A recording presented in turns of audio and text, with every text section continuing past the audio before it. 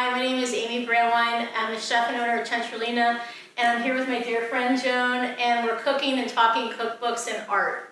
I'm Joan Nathan. I'm here with my friend Amy Brandwein, and I'm the author of 11 cookbooks.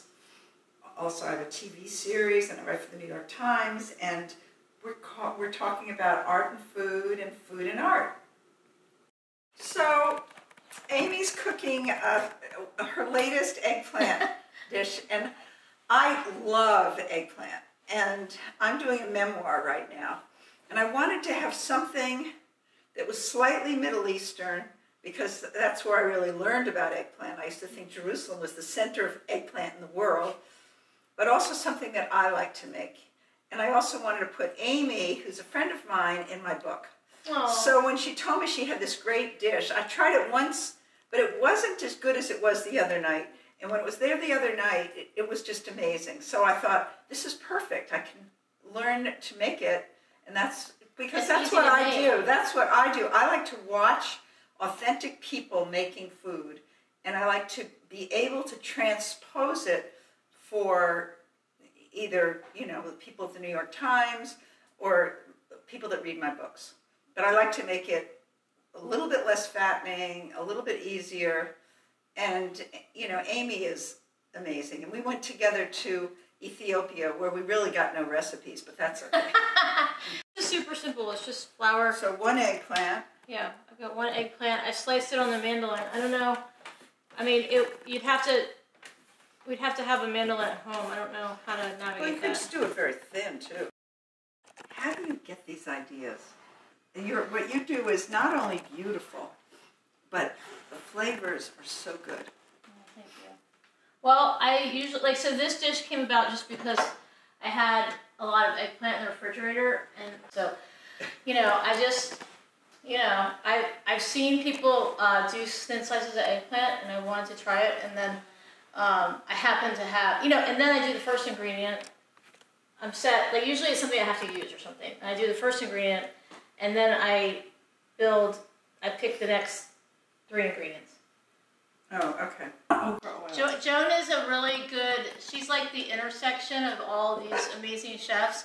And so it's sort of like she has all these amazing ideas that she's discussing with everyone, and then she she just did, that she tells me about okra or something else, and now I want it. But, Joan is amazing too, because she has your cultural background, but also and she does an enormous amount of traveling, and she's open to anything.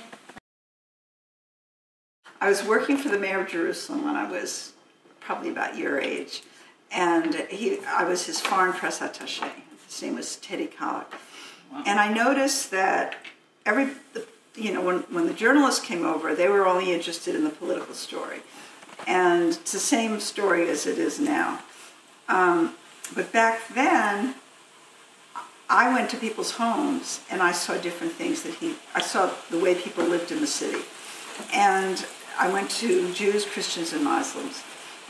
And I decided to write a book called The Flavor of Jerusalem about the people, just as a lark, about people and food with another person, which I definitely think is a good idea the first time. But now what it is people have other people write their books. We just sort of work together on it.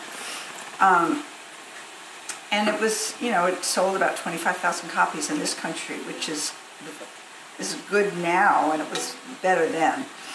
And, and I just wrote little head notes about the community or the person anyway. And so I always wanted to get a PhD in sociology or cultural anthropology.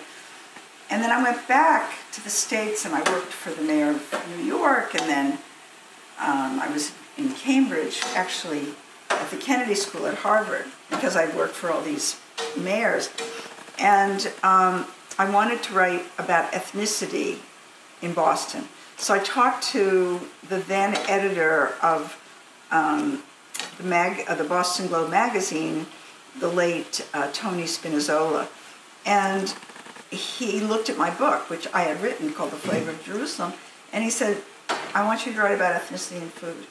So, and I didn't know how to be a food writer at all. I just knew I liked a good story. and so I worked for him for a few years, and the rest is history. Then somebody, I met somebody at Harvard who was there from Jerusalem, and he knew everything about Yiddish folklore, and he said that if I wanted to write a book on Jewish food, he would help me because he knew he'd never write a book. He would tell me all the stories, and that's what he did. So, I mean, each time I've been lucky. Like in the first book, The Flavor of Jerusalem, all these famous photographers were there, with somebody named Cornel Kappa, who was doing a book on Jerusalem. And he, as the press person for the mayor, I would go out to dinner with them and spend a lot of time with them. And I told him what I had an idea to do, and he said, ha, ha, ha, if you ever get an editor, I will suggest that I'll let you have Magnum photographers to do all the photos. And I got a publisher, and I let him know, and he had to keep his word. So Mark Reboux, Ernst Haas, they all agreed to do photos for my book. And then the cover was done, I thought, beautifully by the editor. It is nice. It's of the book. She liked doing that, and she didn't have eggplant in it, and I loved eggplant because nobody was doing eggplant as many guys as they were in Jerusalem, because people came from Iran, from Iraq, from Bulgaria, and they had in this country all we were eating was what's it called, caponata, we would get from a little can, or we would eating eggplant parmesan. Yeah. I saw when did this book come out? 1975. Wow. It's hard. You've got to persist, and we did. But the thing is that I love cooking, but I also think the presentation is so important, don't you? Mm-hmm. So you'll see when you're finished with this. So are you almost finished? Oh, I need a spoon. Do you have a spoon? Sure. Little spoon. Mm-hmm. Yeah, it's almost done. We can. I hope it's good. Make a salad together. Yeah, we'll make a salad. So then you just drizzle. Yeah, not too much honey, just a little bit. Like a half a teaspoon, or even. That was like a quarter teaspoon. And then chives. Chives are good. Alright. I got some stray pieces here. And I like these crunchy almonds. I don't use almonds much, but I've developed an appreciation for So almonds. what kind of almonds are they? These are just natural whole almonds. And I just toasted them and chopped them.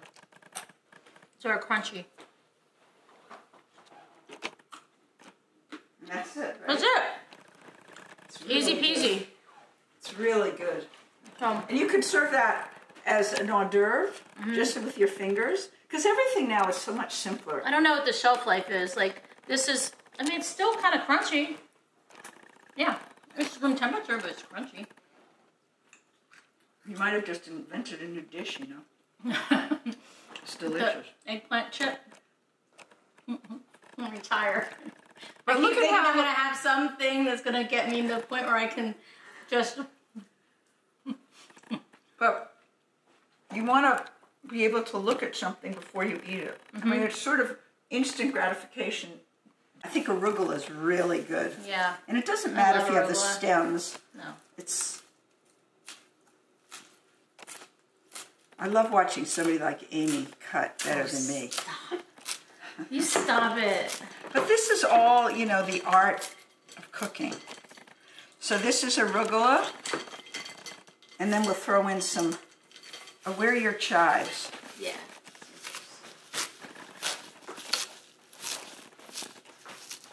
And I love sprouts. Is that good? Yeah, we're going to mix it all up. Okay. And I love pea sprouts at this time of year.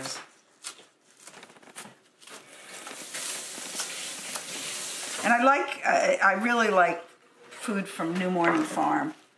because it's really the first, it's the first farmers market in the DC area. I did not know that. 1972. Wow. So, Joan, I have a question about do you, all these books, it must be fun to go through them and revisit books for inspiration, like old cookbooks, stuff like that, For sure. Well, for inspiration, but also... I love old cookbooks. It's also to make sure that you're not making mistakes.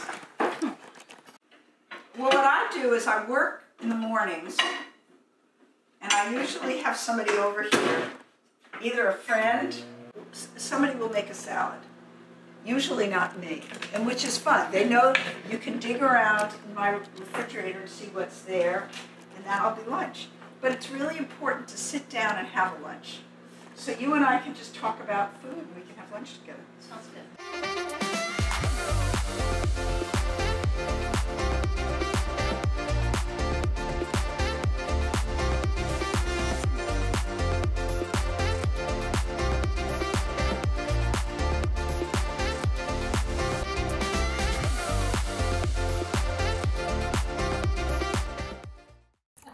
So why don't I serve you first? And you can always add more dressing. Yeah. But I think people overdress. But I get ideas every time from yours. They're beautiful. The salads. Me? The vegetables are beautiful. I need to do more salads, to be honest. Salads are not the easiest thing to do, right? I find them very challenging. This kind of salad's easy because it's whatever's in the refrigerator. I know. There's no recipe for this salad. But the important thing is it has to be good and it's got to smell good. You can smell it's a good dressing. I like what you did. Well, we'll see. I don't know. Okay, it's going to be great. I'm going to take this out. I can tell it's great. Yeah, about 8, I started cooking. Do they have home economics classes? No, I would come home after school and I would open the Betty Crocker cookbook and see what ingredients I had in the house, and I would start to try to make something. So they didn't. I mean, I didn't always have every ingredient, which was the problem, but I went for it anyway. I remember trying to make wonton cookies. I mean, I don't know what it was. Anyway. Almond cookies or just wonton cookies. Anyway, I just love to open the cookbook and try to make something, See, and I did it probably in 8th grade.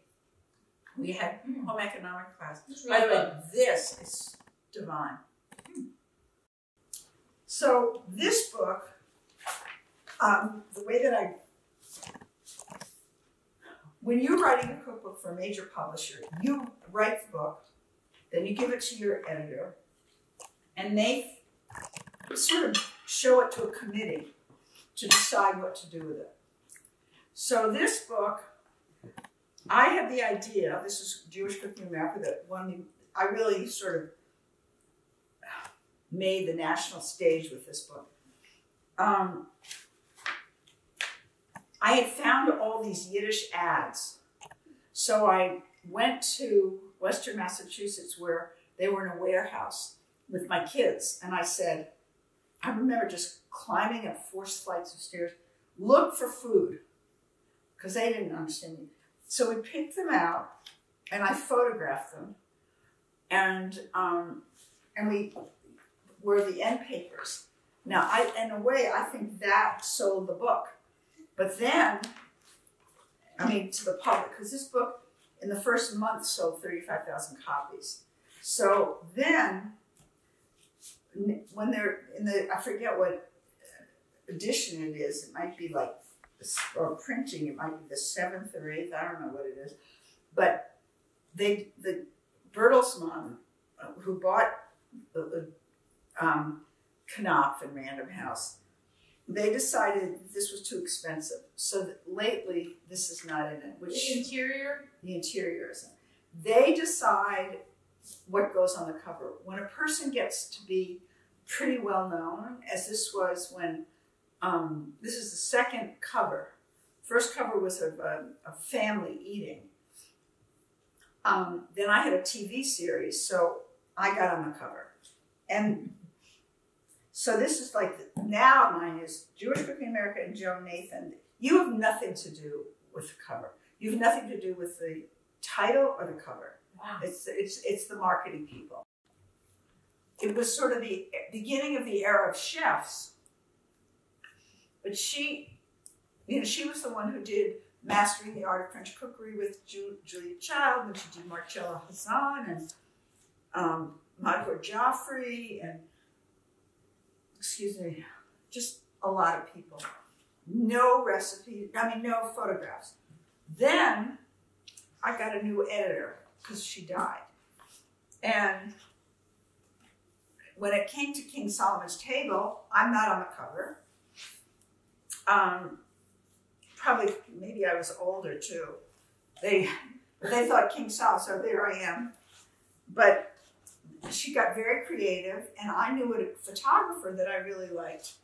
And they came here to this kitchen and did 60 photographs in 6 days. That's a lot. And I thought they did a great job. They did a wonderful job.